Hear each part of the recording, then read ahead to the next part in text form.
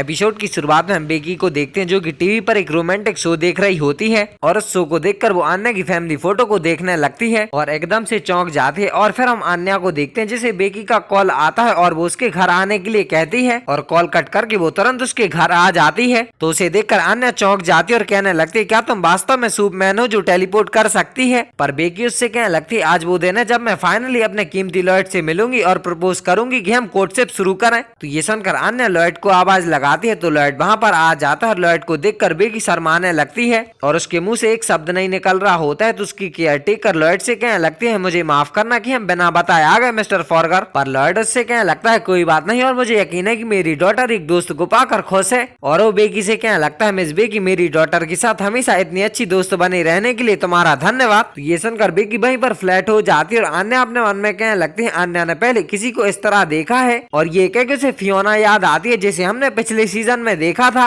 और फिर बेकी की केयर टेकर लॉयड से उसका ख्याल रखने के लिए कहती है और वहाँ से चली जाती हैं। और उन्हें देखकर लॉयड अपने मन में कहने लगता है जिस तरह से उसकी अटेंडेंट खुद को संभालती है वो क्लियरली एक फॉर्मर सोल्जर है जिसने अनगिनत बैटलफील्ड्स देखी हैं। और अन्या बेकी को अपना घर दिखाने लगती है पर बेकी उससे कहने लगती है क्या यहाँ सांस लेना कठिन नहीं है। तो ये सुनकर अन्या उसे अपना घर दिखाना बंद कर देती है और वो दोनों उसके रूम से बाहर आ जाती हैं। तो बेकी उससे कहने लगती है वाइफ कहाँ है। तो अन्या से बताती है मम्मा बॉन्ड के साथ बाहर घूम रही हैं। तो ये सुनकर बेकी खुश हो जाती है और लॉयड से अपनी मैरिज के बारे में सोचने लगती है और ख्याली पुलाव पकाने लगती है जो कि अन्या को अपनी टेलीपैथी से पता चल जाता है। और वो कहने लगती है बेकी मेरी मम्मा बनने वाली है। और बेकी उसकी तरफ देख के अपने मन में कहने लगती है मुझे यकीन है कि अगर मैं उसकी मम्मा होती तो अन्या भी खुश होती। और ये कह के वो फिर से अपने मन में ख्याली पुलाव पकाने लगती है जो कि अन्या को फिर से अपनी टेलीपैथी से पता चल जाता है। और वो अपने मन में कहने लगती है उसके पास अच्छे पॉइंट्स हैं तो मुझे माफ करना मामा और मैं वर्ल्ड क्लास शेफ के खातिर थोड़ी देर के लिए बेकी का साथ देने जा रही हूँ। और ये कह के वो लॉयड के पास जाके उनके साथ खेलने के लिए कहती है। तो ये देखकर बेकी खुश हो जाती है और वो लॉयड के पास जाके उसे अपना नाम बताती है। तो लॉयड से कहने लगता है हाँ मुझे पता है और ब्लैक बेल्ट काफी फेमस है तो ऑफकोर्स मैं तुम्हारे बारे में तुम्हारे और अन्या की सेम क्लास में पढ़ने से पहले ही जानता था। और वो अपने मन में कहने लगता है मैं ब्लैक बेल्ट की डॉटर से भी कुछ इन्फॉर्मेशन प्राप्त कर सकता हूँ तो मुझे लगता है मैं उससे चैट करूंगा। और ये कह के वो बेकी से पूछता है क्या तुम्हारे फादर ठीक है क्योंकि मैंने सुना है वो इंडस्ट्री में चल रहे पुनर्गठन में बिजी हैं। तो बेकी उससे कहने लगती है हाँ लेकिन मेरे पापा अच्छे हैं इसीलिए जब भी उनकी छुट्टी हो वो हमेशा मेरे साथ खेलते हैं और पिछली बार हम मूवी देखने गए थे। ये सुनकर लॉयड से कहने लगता है क्या तुम नदी के किनारे थिएटर गई थी और वहाँ आसपास बहुत सारे रेस्टोरेंट हैं। तो ये सुनकर बेकी अपने मन में कहने लगती है वो मेरी प्राथमिकताओं का पता लगाने की कोशिश कर रहा है। और तभी लॉयड से कहने लगता है क्या तुम अक्सर अपनी फैमिली के साथ बाहर जाती हो और क्या तुम और तुम्हारे पेरेंट्स घर पर भी एक साथ मौज मस्ती करते हैं। तो बेकी उससे कहने लगती है पापा को चेस खेलना बहुत पसंद है पर मैं इसे बिल्कुल नहीं समझती लेकिन वो हमेशा मुझे खेलने के लिए मजबूर करते हैं। और वो अपने मन में कहने लगती है वो मेरी फैमिली के बारे में बहुत कुछ पूछ रहा है और वो मुझे बहुत ध्यान से देख रहा है। और ये कहती है उसके पसीने छूटने लगते हैं और तभी और घर वापस आ जाती है। तो उसे देखकर बेकी घुटने पर बैठ के उसे हेलो कहती है। तो और उससे कहने लगती है तुम बहुत प्यारी हो। और ये कह के वो एक पैकेट को टेबल पर रख देती है और लॉयड से कहने लगती है मैंने डिनर के लिए इंग्रेडिएंट्स खरीदे हैं तो इसके लिए लॉयड उसे थैंक्स कहता है। तो ये देखकर बेकी अपने मन में कहने लगती है वो दिखावा कर रही है कि वो कितनी डोमेस्टिक है पर ये मेरे कीमती लॉयड का दिल जीतने के लिए पर्याप्त नहीं है। और ये चीज अन्या को अपनी टेलीपैथी से पता चल जाती है और वो अपने मन में कहने लगती है हालांकि पापा और मम्मा पहले से ही मैरिड हैं। और बेकी अपने बाल खोल के लॉयड के सामने दिखावा करने लगती है पर लॉयड को उससे कोई फर्क नहीं पड़ता है और भाई पड़ेगा भी क्यों क्योंकि ये तो उसकी डॉटर जैसी है। और इसे देखकर और लॉयड से कहने लगती है मुझे पता है कि मिस बेकी वास्तव में तुमसे मिलने के लिए उत्सुक थी लॉयड इसीलिए वो बहुत खुश होगी और शायद इसी तरह वो इसे अभिव्यक्त करती है।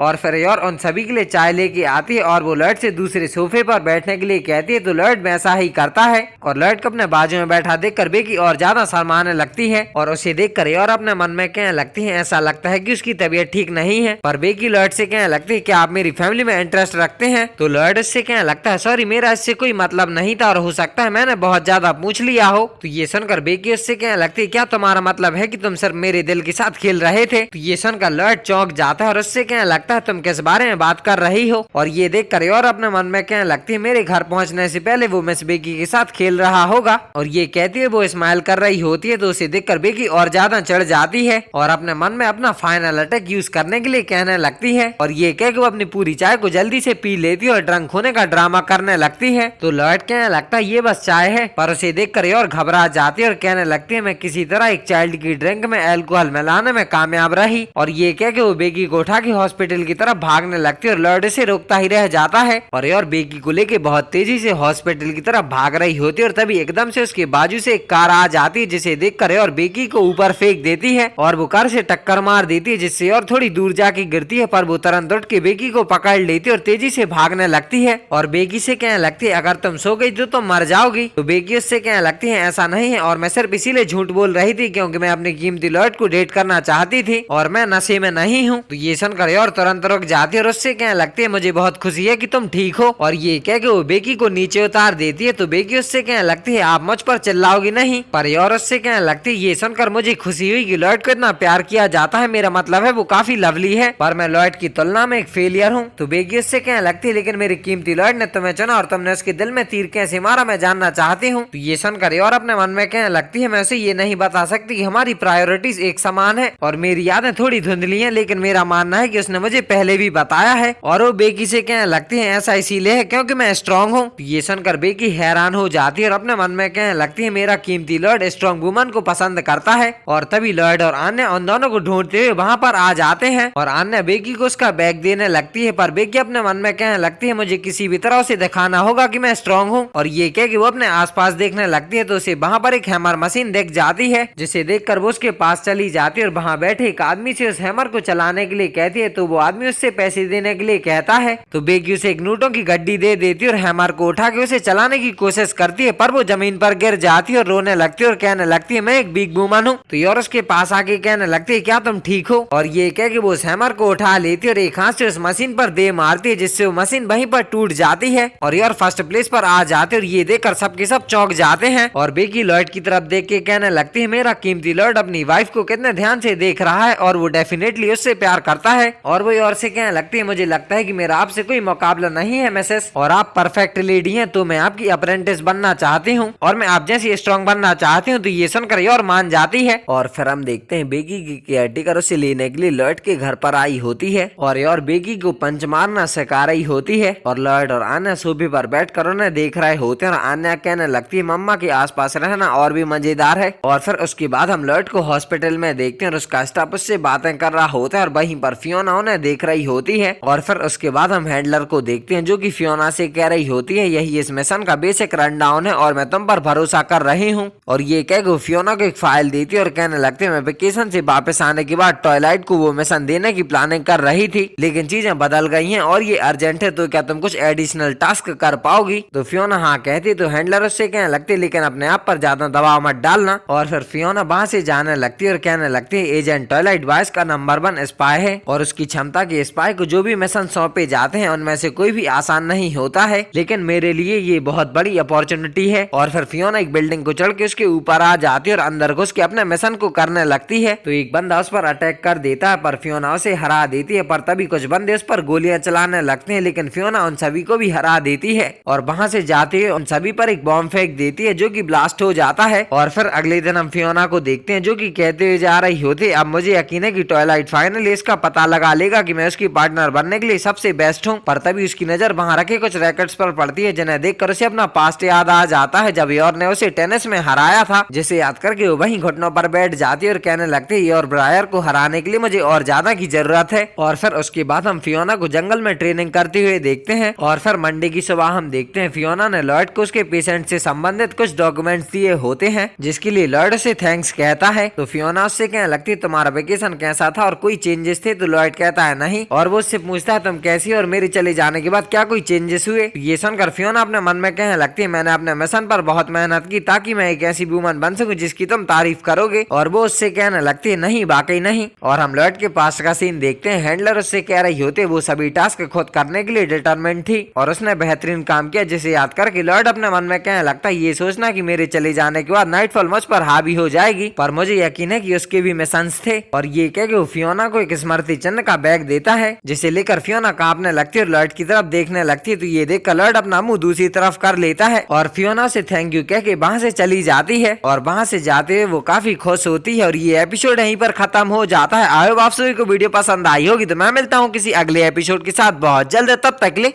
Bye bye.